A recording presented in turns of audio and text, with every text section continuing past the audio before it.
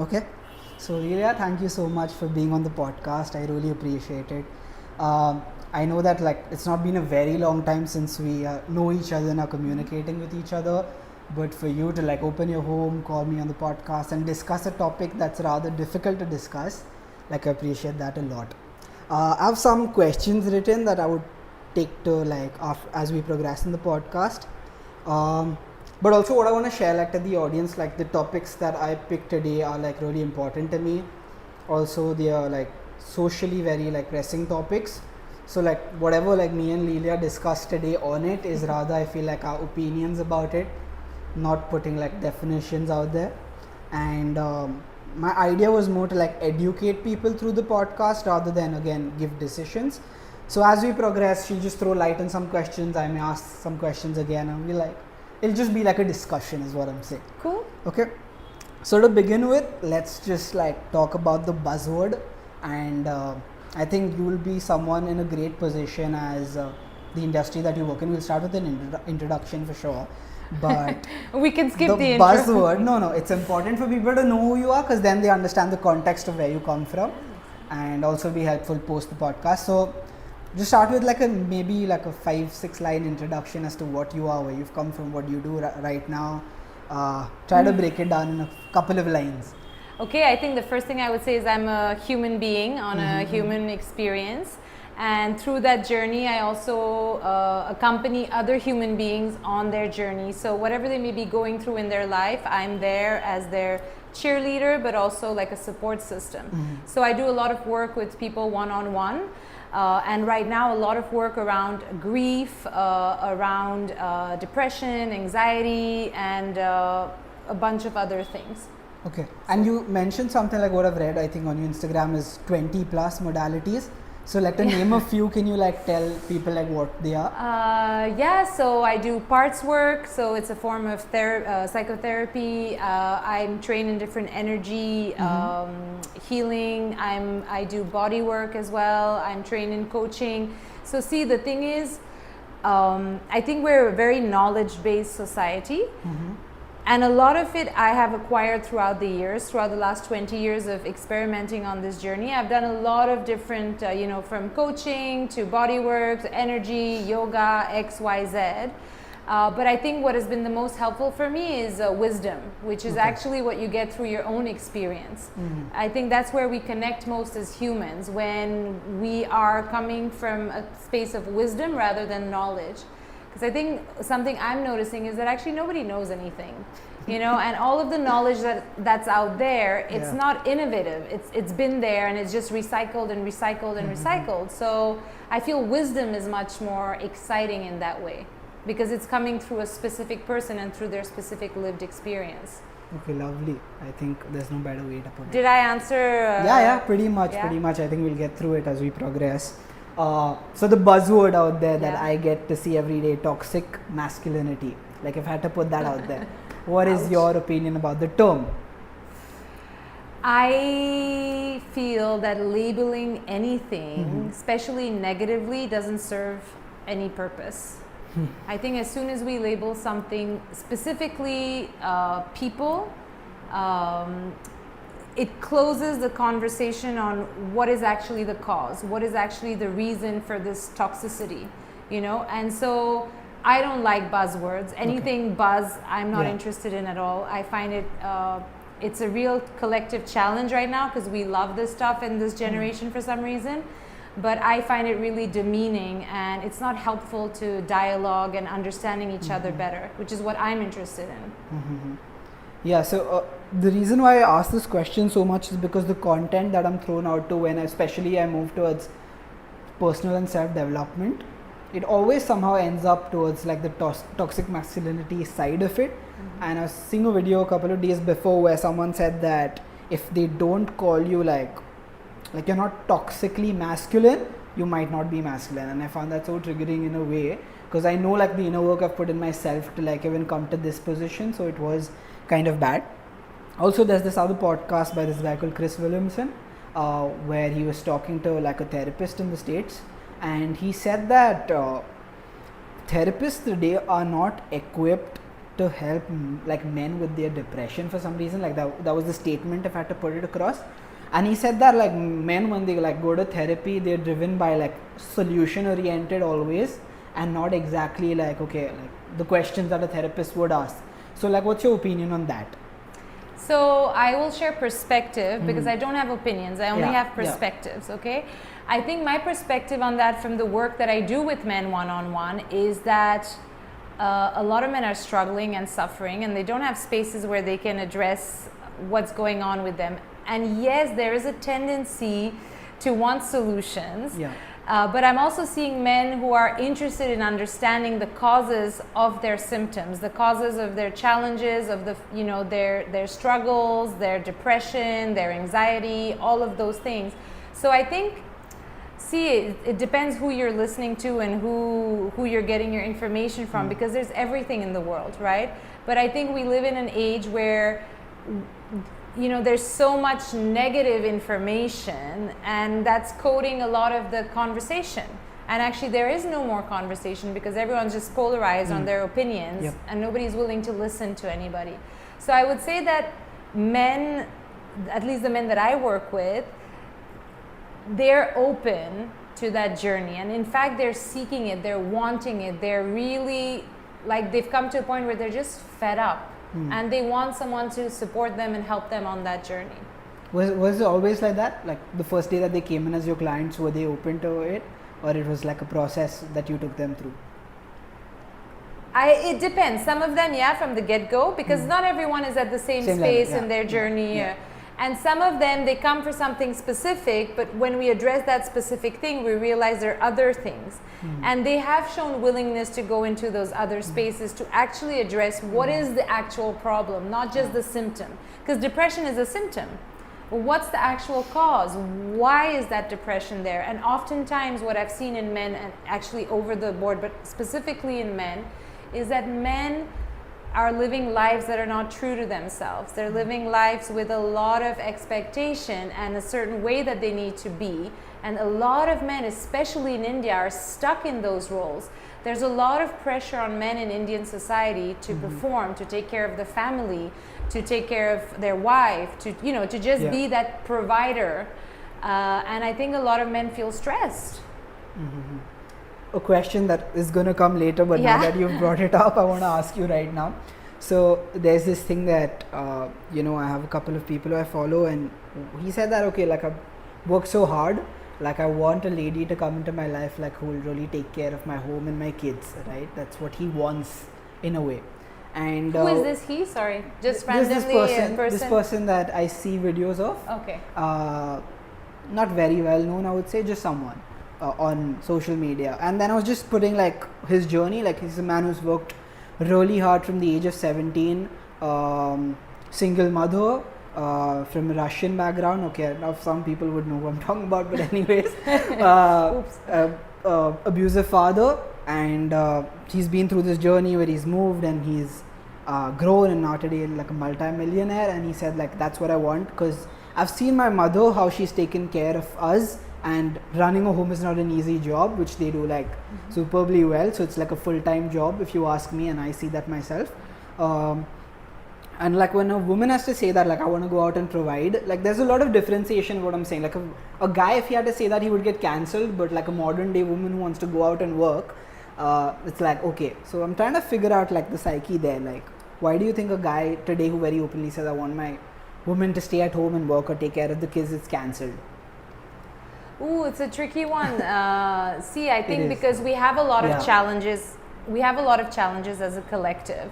I think that men and women need to really sit together in families, in friend circles, in communities, and really hash out honestly all of the stuff that has been going on between the genders. And I'm not even adding people who don't identify as man or woman, right? But they're also there. So I think there's just so much history, or her story, you know, between us and the relationships between us, that I feel like we would need to just really get it all out there, so that we can from there have honest conversations on how to move forward. I think if we're able to look at our collective past and take responsibility for what we have done as a collective and try to find peace, forgiveness, and healing in that, then we can move forward and we can build a new foundation. But no one's really willing to have those difficult conversations and take ownership for whatever it is that we might contribute. So for example, in this case of this guy, it's challenging because women in many ways are still not considered equal to men. Even though I'm not so into equality, I think it's a misleading concept because there are differences, and I think honoring those differences is important. But I think it's because there has been so much oppression of women. Now when a man says, hey, I would love my woman to stay at home, nobody is able to hear him because women have been forced to stay at home for so long. And so even if this guy's desire is legitimate, I mean, who are we to say no, you can't have that desire? He's absolutely, and I mean, we live at a time where if a woman wants to stay at home, that's her choice. I mean, there's nothing wrong about that. There's nothing wrong about going to work, right? But we can't hear each other because there's so much baggage that we're constantly projecting that baggage onto each other. And I think it's dangerous because we can't have conversations about difficult things anymore. And how are we going to move forward collectively if we can't have conversations? So well put. I am against this cancel culture, you know, and it's so easy now on social media because you're not sitting in front of the person. You're saying to someone you've never met, cancel, whatever. But sit in front of the person and tell them the same thing. Most people won't say a word. Correct. So it's too easy, you know, to dismiss anything that goes against what you believe or how you think. It's too easy. It doesn't work that way. Like, we need to be able to dialogue and also agree to disagree.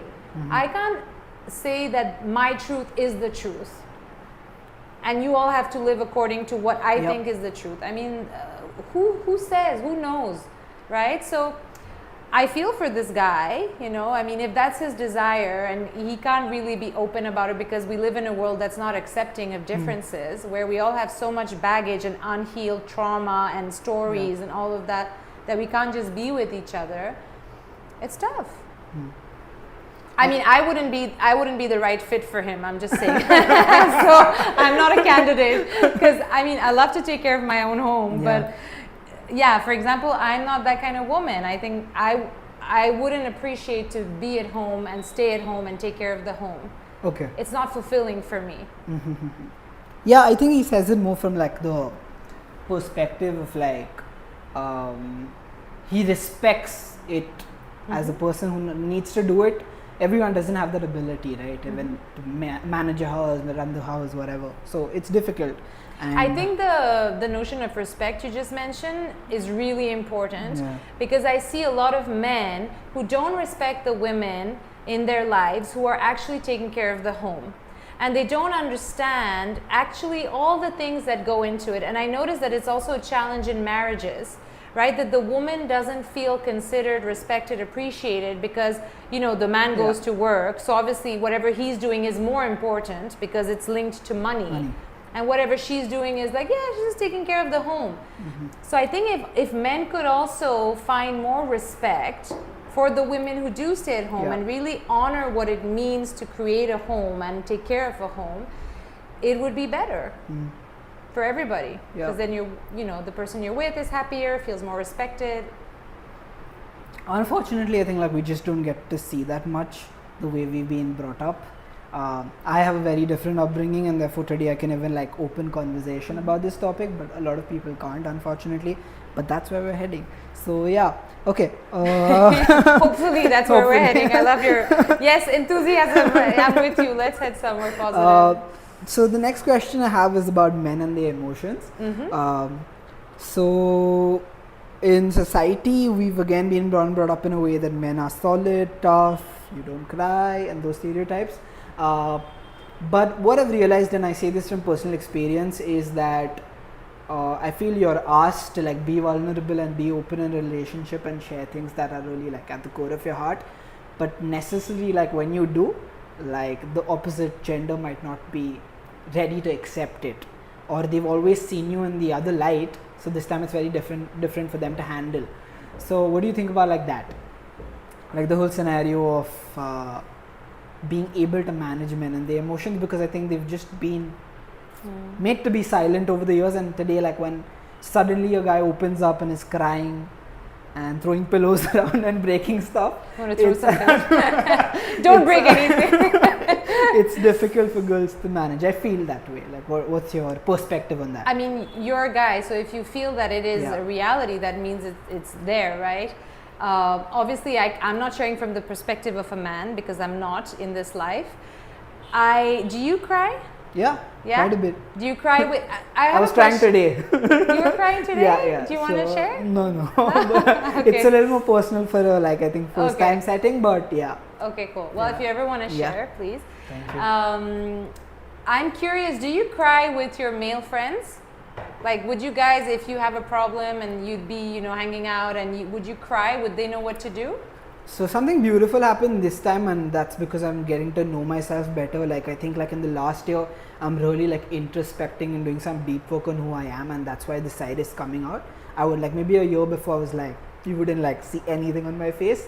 But I went for this Tantra festival, and I was like, sometimes your body is in a state where you're just accepting everything and you're so sensitive to all your emotions. So like, there was like this music circle and stuff, and like, it's 5 days of a lot of intensive work.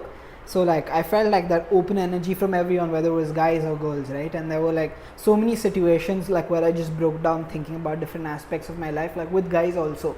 And this was my first ever experience, and it was so powerful. So that way it was like amazing, but like generally I wouldn't.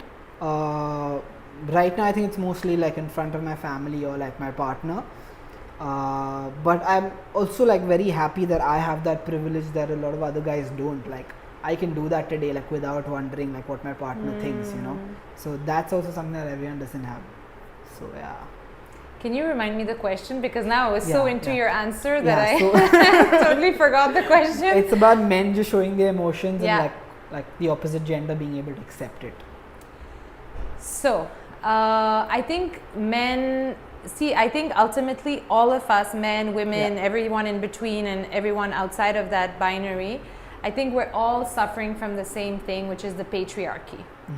And what I've found helpful, even in my sessions, because I work with women who've been through abuse, sexual, physical, emotional abuse, and they have a lot of anger and hatred, or even women in general have a lot of anger and hatred towards men.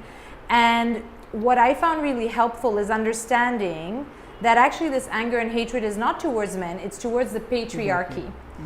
Because men, I feel, are suffering as much as we are from the structure that the patriarchy has put us all in.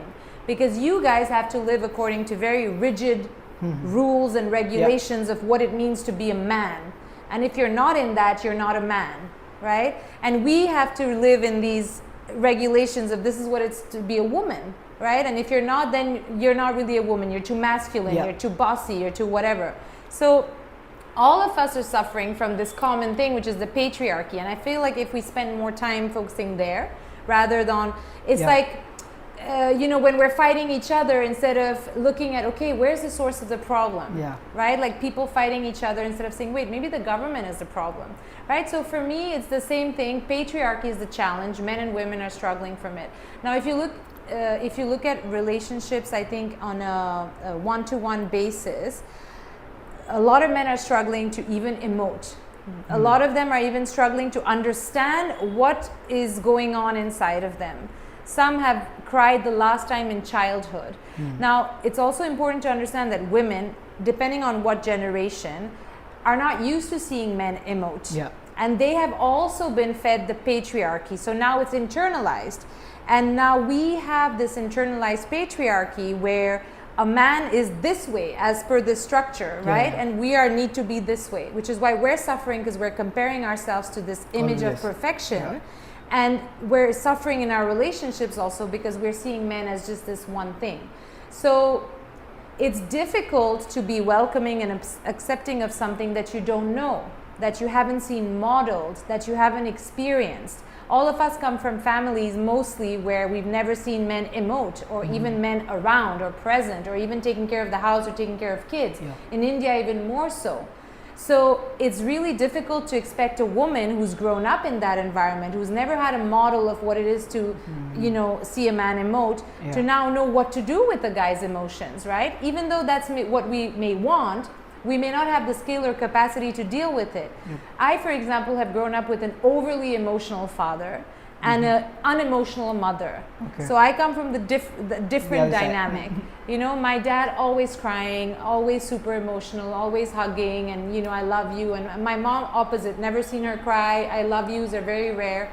So now it's different because, you know, as they get older, they become Does it have anything softer. to do with like their origin or where they come from? Just I mean, my dad's French, but he's just an emotional guy. He's always been, you know, and he's always cried. I've always seen him. So for me, it's not weird to see a guy cry. But I know a lot of my women friends and even male friends, they have no idea what to do with the man's emotions. They get awkward, or they're like, oh, he's crying. Oh, are you okay? Tissue, you know, they don't know how to just be there with the guy. But I can't blame anyone. It's just that we don't have a proper model of how to hold space for a man who's crying. I know because it's my work and because I have an emotional dad. I've seen this with, it's an observation rather like, just putting it out there, like Indian guys who have like... Indian guys. Ooh! Don't get me started on Indian men. Sorry. No. Love you, Indian men. Sorry. Like Indian guys who have like non-Indian girlfriends. Like I've seen this observation, like they're usually the ones who have this breakthrough first for some reason. Maybe it's culture that they come from. It was a great insight because like whenever I met like dudes like that, like they always are like open to this conversation like than any other guy. Like Indian guys who have like Western girlfriends, if I can say that, like non-Indian girlfriends or wives. And it's just an observation. It's very cool. But okay. No, it's cool. I mean, look at the society we live in India, right? I mean, I would understand that a woman doesn't know what to do with a man's emotion because men don't even know what to do with their emotions. So, you know, we need to help each other out is essentially what I'm trying to say instead of being against each other. Right, right. I want to move towards the part where I want to help guys figure out their dating life or their love life. Oh gosh, but more like driven by like the qualities and like how to like make women feel safe and stuff like that. So like there are a lot of dating coaches out there giving you a lot of information on how you should be. Avoid dating coaches. So according to you, like what are the top qualities that, let's not talk about people, like about you, like what are the top qualities you would look for in a guy? So firstly, I don't look for a guy. So there's nothing that I'm looking for actively in general. No. I mean, I'm coming from a space of, because I think I've matured into a space where I'm content. I'm not really looking for specific things. I don't have a laundry list of he should be like this, like this. Because I think then you're missing out on getting to know a human being. See, ultimately, you, me, whoever, we all have challenges. We all have our qualities that are enjoyable and qualities that are less enjoyable. I would say I want to share like the biggest thing I've noticed is has been a challenge in my relationship with men, specifically Indian men. Because I'm half Indian, half French, I've also dated men from other places, and I've noticed a couple of things. And I don't Indian men, again, I love you. This is not an attack on Indian men by any means. No, because there are really stark differences. One, I feel that Indian men are emotionally immature. So even when they're 30, 35, 40, they're still behaving like boys. And I think a lot of that has to do with the culture of being cocooned. You live at home, your family takes care of you. A lot of times you have an overbearing, overprotective mother. So I feel like the boys never grow into being a man. And by man, I mean like just someone who's capable I find that a lot of Indian men that I've seen are not capable of doing simple things. That just to take care of themselves, for example. Could you give me one example, maybe? Or just cooking a meal. Cooking a meal. Right? Okay. Like in Europe, most guys know how to cook, even if it's not so great. But because we leave home when we're 18 and we take care of our stuff, right? All of us, men, women, whoever. So I feel like the biggest challenge I've had in a relationship with men is the difference between who they think they are and who they actually are. And so people will portray themselves a certain way, but actually as you get to know them, you realize, wait, but this is not who you are. You think you are that, but actually you're this.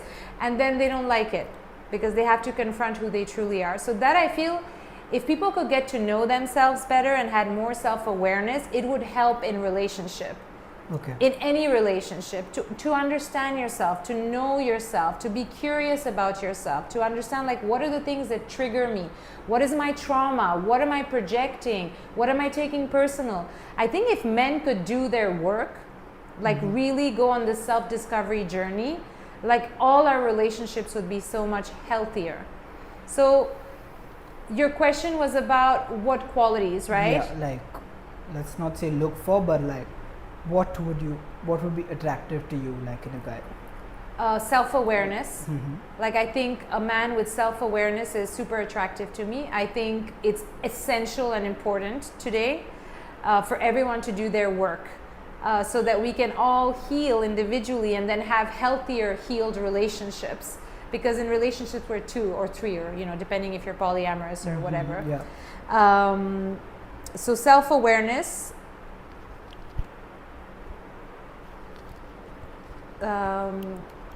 See, more than qualities, I think what's important is the ability to listen. I think listening is a lost art, and if we really listen to people, there's so many arguments that just disappear. If we're not actively listening just to listen, but we're listening to respond, we're missing out on so much. So I feel like men could do a better, actually everybody honestly, could do a better job at listening. Really genuinely listening to one another. So self-awareness, listening, I would say patience. Like beautiful things take time to build. So can we have the patience to get to know one another and to perhaps build a friendship? Because I feel like any relationship has to have a bedrock of friendship. Even if it's a work relationship, you need to have a certain friendliness between each other. So I mean, that's what I would share on this. Okay. And make women feel safe. Make women feel safe. A lot of women have been abused, have been molested, have seen violence, whether on them or other women. This is not a safe world for women. I know men also go through this stuff, so I'm not saying, oh, it's only women. But I think we need to be honest that women don't feel safe. Women, whenever we step out, we get stares. Whatever we're wearing doesn't matter. So I think contributing to the safety of women, not only the ones that are in our lives, but the ones all around us, is super important. And I think a man that makes a woman feel safe is a man who's in integrity, whose what he says and what he does are aligned. I think that's super important. If there's no congruence, then we pick up on it, and we can't be safe with someone who's not congruent. So if you're telling me all these poetic words, but you're doing something else, so it's not going to work. We're not going to. So I think helping women feel safe and understanding that in your life as a man, you have potentially never met a relaxed woman. And I think men really need to question what that means for all of us, and specifically for men, because all men have mothers, sisters, wives, girlfriends, daughters, whatever. So it impacts all of us, right? There are no relaxed women on the planet, very few. I don't know any in my environment, and I work with a lot of women.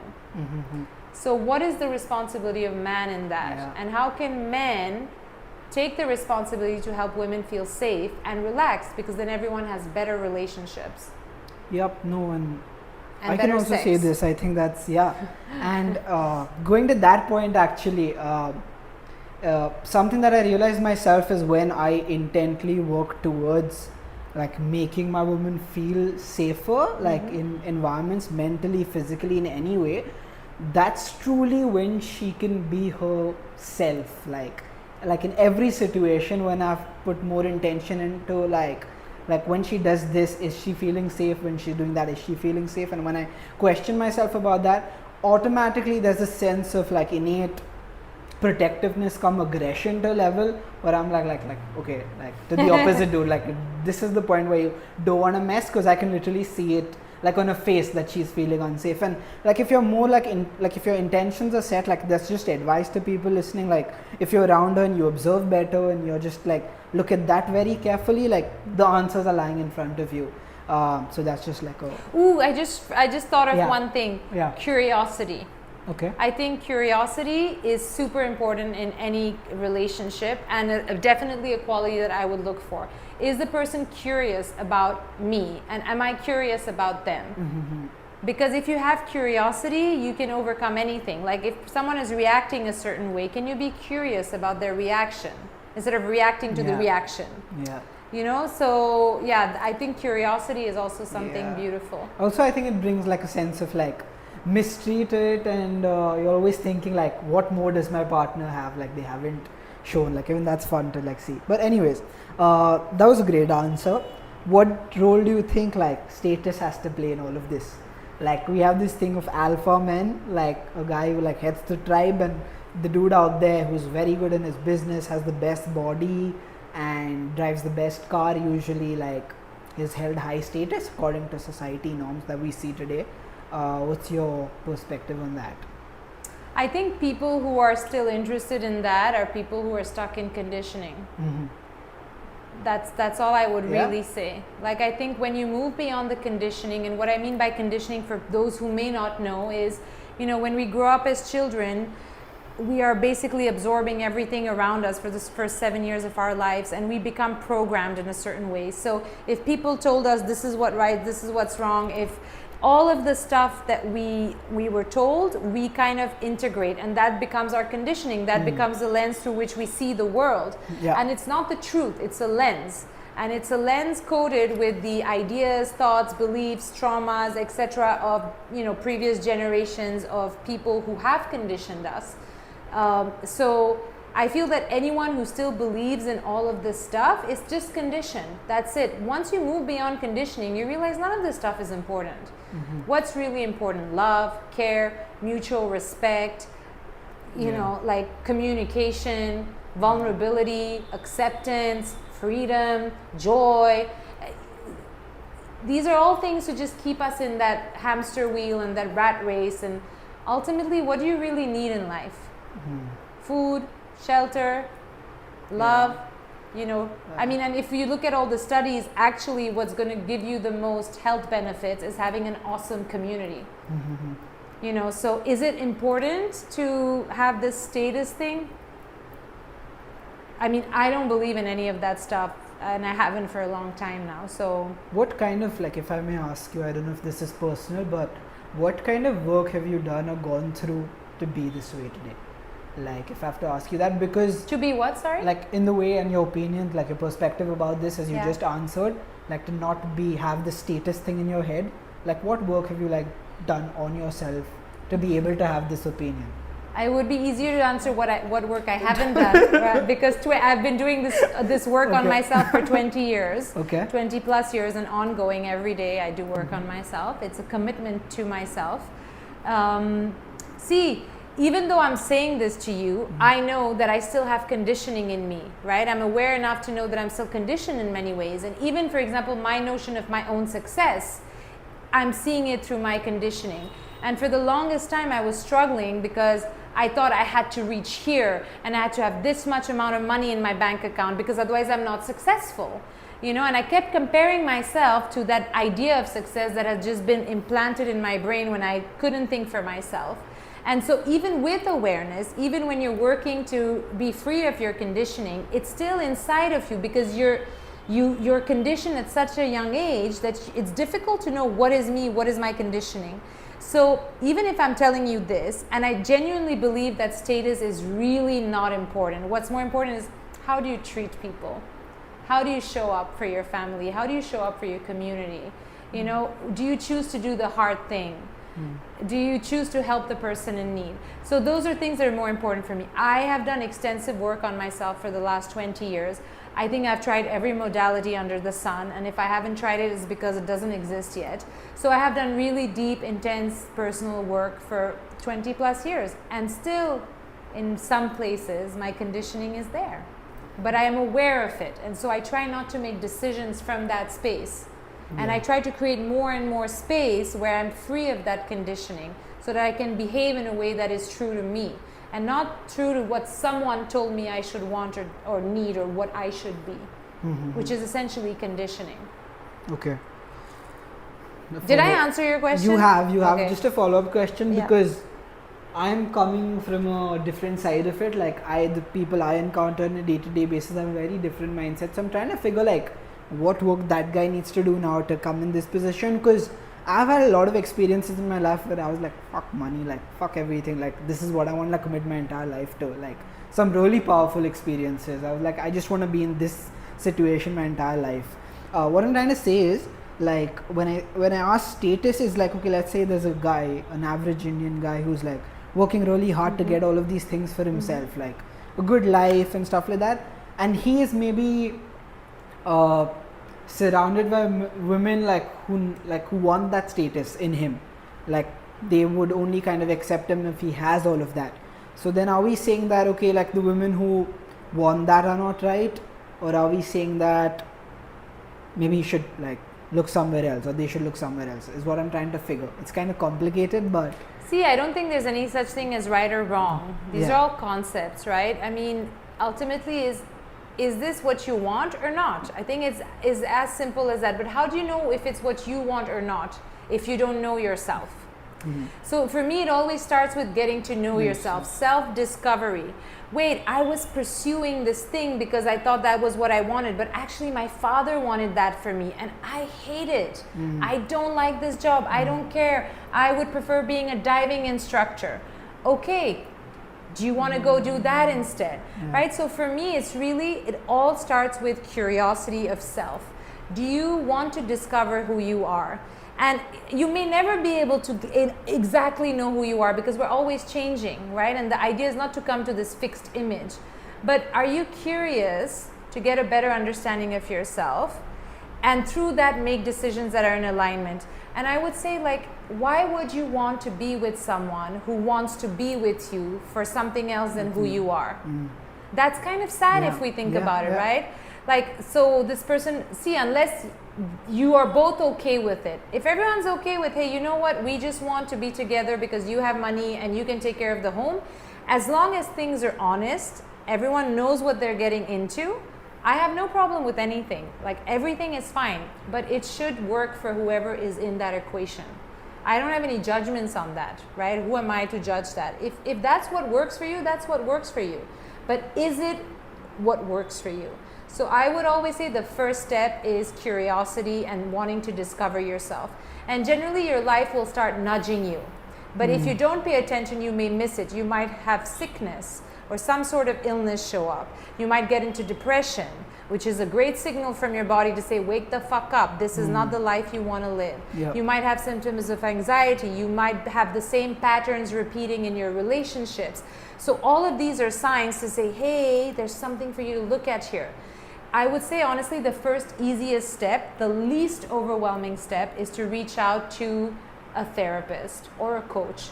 Because there are many other amazing modalities, but some of them require you to have a sufficient understanding of self so that you can hold space for whatever comes up. Like modalities like breath work that are super intense, if you have never spent even a minute with yourself, I don't recommend it. I recommend you create a solid foundation of who you are and tools and practices to connect to yourself, and then go deeper and deeper and deeper. Don't start deep and then have to catch up because you've gone so deep that now your life is all over the place. Did that make sense? Yeah, no, absolutely. I think everyone needs a coach like you. Now that Yes, thinking I'm about- available. This is the marketing minute. No, I'm. Okay. But yeah, I mean, I love working Yeah. with men, honestly, because I feel like, and they're so cute. Like the men I work with, they're so cute in their desire to change, to shift, to grow. They're really genuinely willing, and I find that beautiful to be able to contribute to that. Yep. There's this organization called Sacred Sons based Yes. out of. Sorry, yes. I've I been just wanting Sacred love Sons their in work. India I forever. can like literally open Instagram now and show you a message I wrote to them yesterday, being like, we need this in India. I told them years ago. I've been in touch Okay. with them, so we Oh, wow. should. Yeah. 100%. So like they just told me like we have a level 1 kind of leadership kind of training coming up that you can take online and you should pursue it. I'm like, yeah, sounds fascinating. Can I 'cause- say something yeah. though? I think Sacred Sons is great, but I think it's also important to see where it originates from, right? Okay. It's a very heavily US based Based. organization, and I Yeah. think it's interesting to include culture in the work that you do with men in India, because the cultural differences are huge. And culture plays a huge role in the struggle of Indian men today, because there's so much pressure here that it's very different in the US. So I would say yes. I'm not saying don't you do what you want, right? Yeah. But I think you could figure out your own thing here that works for Indian men. Because even if they came, right? Yes, they're going to come with, Yeah. but The they won't relatability, understand yeah. the Indian culture. Absolutely. And there are some struggles here that are culturally specific, that are really important to address, because actually those are the biggest pain points of Indian men, is the pressure from the culture, from society. Even Indian women, honestly, most of the people I work with, all the stuff that they're really struggling with is imposed by society, and they're just suffocating because they're like, this is not me. Yeah. Yeah. Absolutely. Wait, because you were going to say something about Sacred Sons, and I just kind Yeah, of... so the first time I got it, I was just like, when I had the idea of building a men's community Yeah. from my personal experiences then to like the circles that we held, I was like, this needs to be done on a bigger scale to like not only have the people in my community and locality, but the entire country, because we know where we originate from and what our culture is like. And I was just looking for inspiration, and I saw that, and there are aspects of it I was like, okay, 100% can be copied here. And then I had the same perspective about, yeah, but like it's so different from our culture, and I don't think a man from here would do like some of the stuff that they're doing there, right? Even in terms of like the activities and stuff like that, and the way they open up and have breakthroughs, I think it'll be like a bigger challenge here. So just working on that, I had the idea. I was like, I'm going to pursue something in that direction. But good, we spoke about it. I have more to talk to you about that later on. We're heading towards the end of this. I want to ask you about the role that social media has to play in all of this. Oh. There's something known as the orange peel theory. Okay, so I've never heard of that. Maybe it's an age thing. Can you explain that to me? So yeah, someone told me about this when I told them that I'm having a podcast with you on this topic, and then they were like, maybe address this because this is good. So apparently it's about how we have made these terms, and as you said, buzzwords that you don't like to use. Like we say, oh, he's a keeper if he does Y or Z, or then like this is a red flag, this is a green flag, and then we have messed up expectations from our partners because of all of that. So I think most of it stems from social media. But what do you think? Like, what is like the role at its core? Like, how is it messing stuff up, or is it good or bad? Social media? Yeah. Oh gosh, you have 5 hours ahead of you.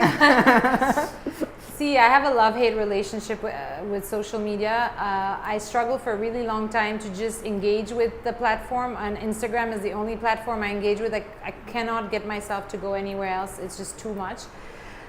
I keep going back and forth. Sometimes I feel like, yeah, this is such a great place for sharing information, and because I get messages from people sometimes who see my posts and they're like, man, this is exactly what I needed today, or someone who was suicidal saw something that I wrote and they decided to not, commit suicide.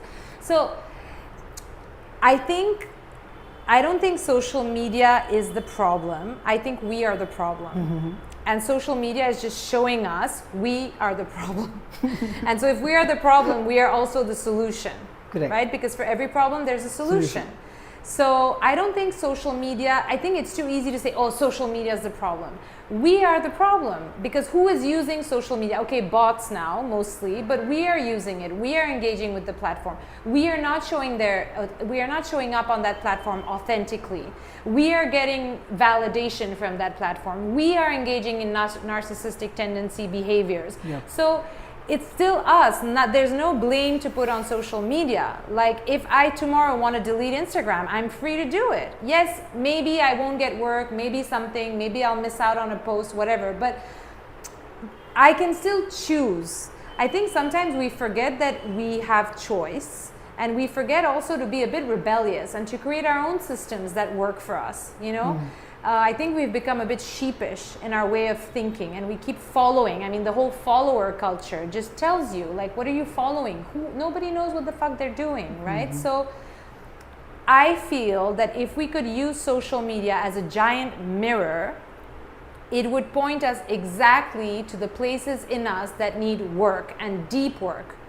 You know, when you see that we can't have dialogues, when you see how narcissistic we've become, and I'm not in our tendencies, because being an actual, having an actual narcissistic disorder is a there's a checklist for that, and you need to see a therapist, right? So I think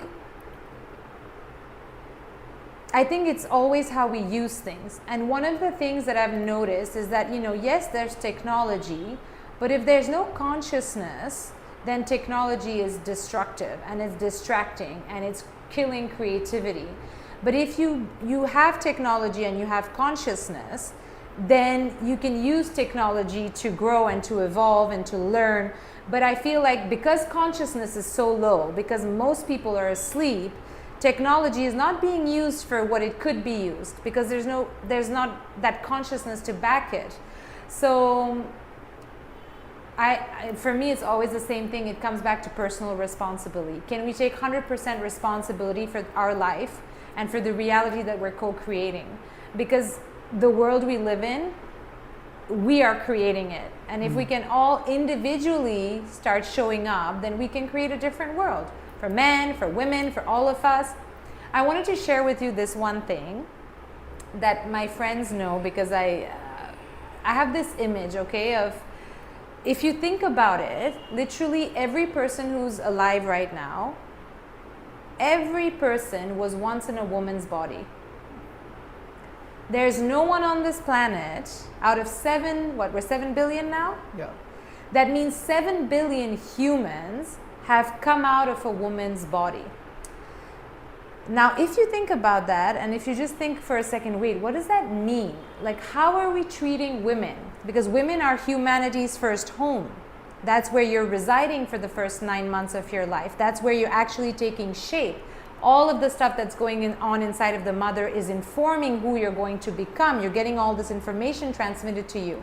What's going on in the environment, everything is being transmitted to you, even though you don't have the consciousness to understand it. So when I always see how are women being treated, because I think it really shows you the level of consciousness of that culture, that country, that society, the world that we live in. If we're abusing our first home, if we're suppressing, repressing, violating our first home, what are we doing to ourselves? Men, women, all included, because we all come from a woman's womb. Yep. And if you just take that a bit further, look at how we're treating nature, which is where we are all being hosted, right? This is our home. All of us' home is the earth. So I like that idea, to think that all the people on the planet were first in a woman's body and in a woman's womb.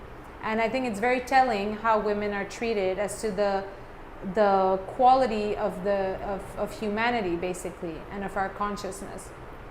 Yeah. What do you think about that?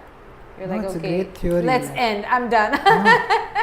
It's amazing now that I think about it, but it's so sad because now when I think about, like, because it's the answer came from like the social media thing of it. Every day I am bombarded with so many pieces of content that inherently are telling me, like, okay, if you're, I don't know if it's right to say, but like if I respect a lady, like I'm being weak. Like I can, like, deep down, that's what it's trying to say. like the content, and I'm aware, so I can pick that up and I can say that, okay, this is wrong, right?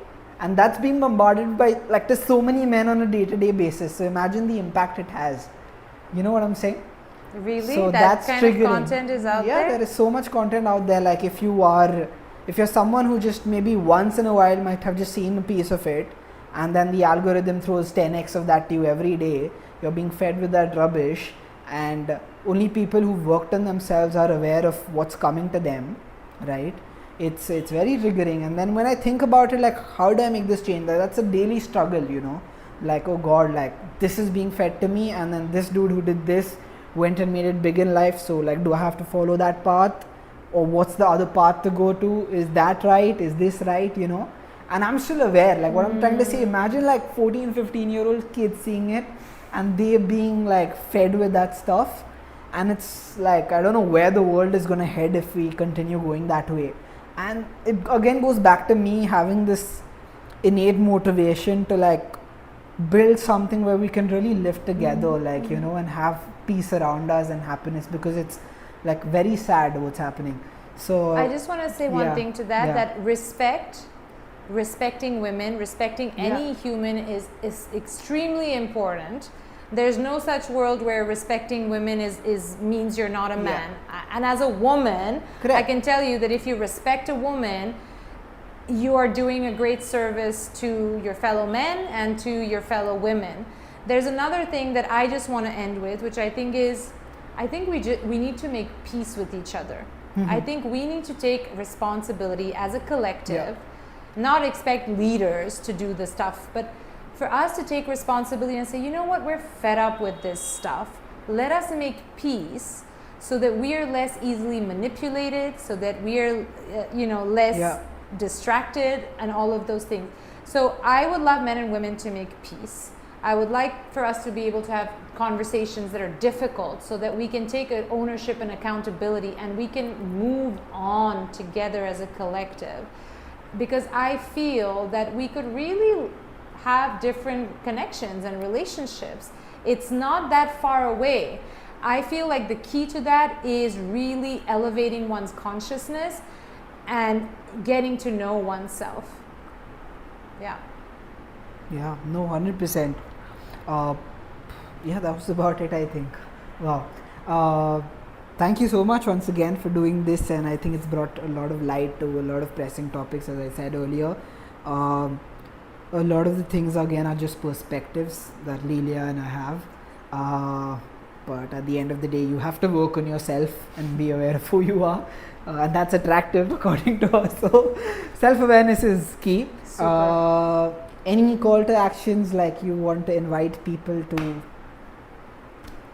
work with you, or? No, I don't want to invite people to work with me unless they want to, but this is, I would invite people to become curious about themselves and about the women in their lives and about the men in their lives if women are listening to this, and for us to just become more curious and heal ourselves, heal each other. And to the guys who mostly see this podcast, like, I want to tell you, like, I usually try and make like a lot of YouTube videos about like breaking generational barriers, how to like work on your business and stuff like that, to keep them motivated in the right way and not go the other way. Like, I really want to like really press upon the topic of awareness. Like, today I find myself privileged where I can open my phone and see some stuff and be like, it's wrong. I know a lot of you don't even realize what you're seeing is like extremely wrong, and I pray that you get that awareness soon, because otherwise we're going like a really down a dark road, and it's scary to see. And also be very careful about the people you look up to and you follow. Like, that's key. Really think about their background, where they come from, why do they feel that way. Be also empathetic to a certain level if they're really talking rubbish, but work on yourself. I think that's the most important. Question everything. Yeah. And if you're a guy who wants to join or co-create an awesome community, that's what, I mean, I think it would be great to have more communities of men that get together, do the work, share, spend some time together other than like in like mindless activities, you know. So just to end with that, because Lilya called it out, My plugin, my marketing plugin is we're calling it the Men's Circle. It's already part of a school community. School is the platform on which we host it. So once you come on, there's an open forum for discussion where we have like a category of topics you can go in and post your questions about, connect with like-minded men. I have a couple of courses there, like on business, just knowing yourself, on men's growth, that you can sort of, there's a podcasting course also. So you can take that, and my intention is really like to turn this into like physical events soon on, where we have men from all across the globe coming together and becoming physically fit, really like talking about stuff that's very important and that we generally don't talk. And the experience for the guys who've been coming, like I know like how important it is to y'all. So even if you can go around, share the message with everyone else, and we can really create the safe space together, it'll be amazing. Yeah, thank you. Namaste. Hari Om.